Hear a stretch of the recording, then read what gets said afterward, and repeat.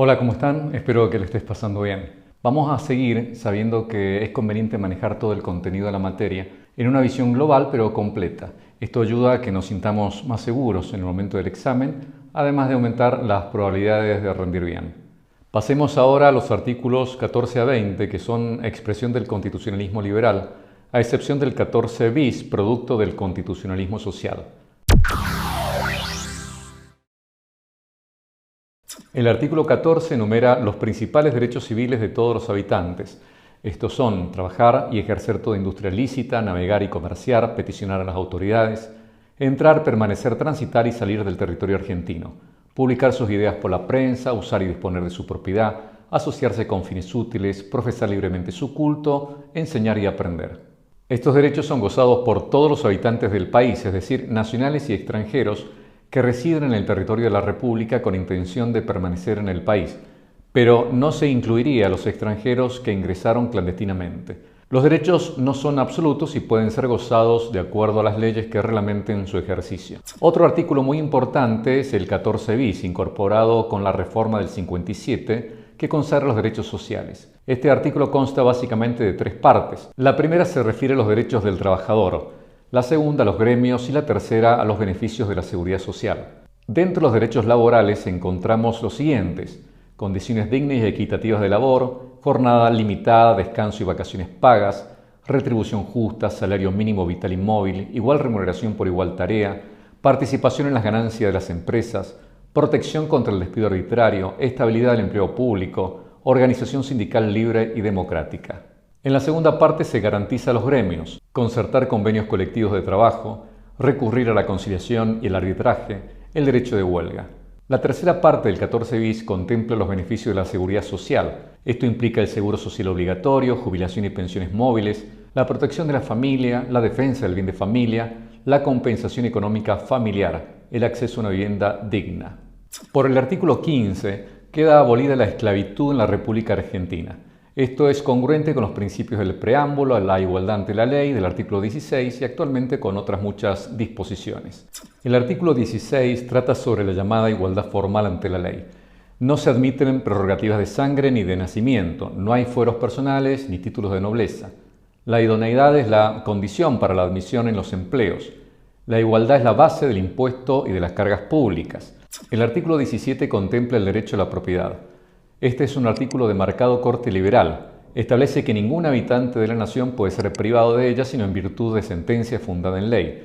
Para privar a un habitante de su propiedad es necesario un proceso de expropiación por causa de utilidad pública, la cual debe ser calificada por ley previamente indemnizada. El artículo también expresa que ningún servicio personal es exigible sino en virtud de ley o de sentencia fundada en ley. Un servicio personal es, por ejemplo, ser presidente de mesa en las elecciones. El artículo también reconoce la exclusividad de la propiedad intelectual y la protege frente a terceros. Sin embargo, la protección se extiende por el tiempo que le acuerde la ley, careciendo de una de las características del dominio perfecto, que es la perpetuidad.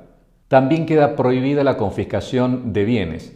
Confiscar es apoderarse de un bien de alguien y dárselo al Estado. No tiene base legal y es absolutamente arbitrario. Puede darse el caso que algunos impuestos pueden ser confiscatorios si se priva de una porción sustancial de la propiedad del contribuyente. Finalmente, este artículo prohíbe que cualquier cuerpo armado pueda hacer requisiciones ni exigir auxilio de ninguna especie. La doctrina ha ampliado el concepto de propiedad, no solo entendido como un derecho real, sino que comprende todos los intereses que un hombre puede tener fuera de sí mismo, de su vida y de su libertad. Y comprende todos los derechos que tengan un valor económico, por ejemplo, el sueldo, honorarios, derechos hereditarios, etc. Otro artículo muy importante es el 18, que trata sobre las garantías. Son esos instrumentos que prevé la Constitución para hacer efectivos los derechos cuando puedan verse afectados o amenazados. En este artículo se contemplan garantías en materia penal y no penal, y garantías específicas en materia penal. Son garantías para toda materia, o sea, penal y no penal, las siguientes. Los jueces naturales. El artículo 18 prohíbe que ningún habitante sea sacado de los jueces naturales. Juez natural es el tribunal judicial creado por una ley anterior al hecho de la causa que le ha otorgado jurisdicción y competencia a ese juez. También el artículo 18 prohíbe que se juzgue a la persona por comisiones especiales, es decir, tribunales que se crean nada más que para juzgar determinados casos singulares y cuya duración es accidental porque concluyen con el juzgamiento de las personas involucradas en ese caso.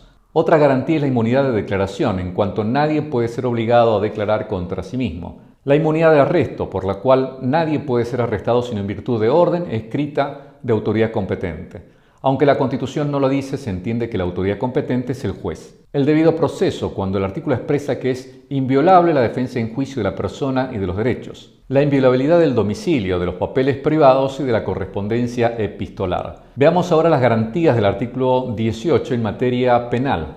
Se las enumero. Ley previa. Dice el artículo 18 que ningún habitante de la nación puede ser penado sin juicio previo fundado en ley anterior al hecho del proceso. La irretroactividad de la ley penal también es una garantía constitucional porque la ley debe ser anterior al hecho de la causa, por lo que solo rige para el futuro, salvo obviamente que sea más benigna. El proceso penal previo, dice el artículo 18, que es inviolable la defensa en juicio de la persona y de los derechos. Significa que para poder sancionar penalmente una conducta es necesario que la persona sea sometida a juicio, el cual debe cumplir básicamente las etapas de acusación, defensa, prueba y sentencia. Finalmente, este artículo 18 contiene ciertas prohibiciones que son las siguientes. Están abolidos los tormentos y los azotes. También está abolida la pena de muerte. Las cárceles serán sanas y limpias para seguridad y no para castigo. Bueno, si todavía no lo estás, puedes suscribirte al canal y vas a tener el contenido total de la materia. El artículo 19 contiene dos principios fundamentales del derecho constitucional. El principio de privacidad y el principio de legalidad. El principio de privacidad, también llamado por algunos como principio de intimidad, determina que las acciones privadas de los hombres que no ofendan al orden ni a la moral pública ni perjudiquen a un tercero están solo reservadas a Dios y exentas de la autoridad de los magistrados. Es decir, existe un espacio de autonomía individual integrado por sentimientos, gustos, creencias religiosas, familia, hábitos y costumbres sobre los que no es posible interferir, empezando por el Estado. Es un límite en particular al actuar del Congreso que no puede legislar sobre estas acciones privadas. Por ejemplo, el principio de intimidad es el fundamento del derecho a la objeción de conciencia. El principio de legalidad significa que ningún habitante puede ser obligado a hacer lo que la ley no manda, ni privado de lo que ella no prohíbe. Este principio es de particular importancia en el ámbito tributario y en el penal, como vemos en el artículo 18.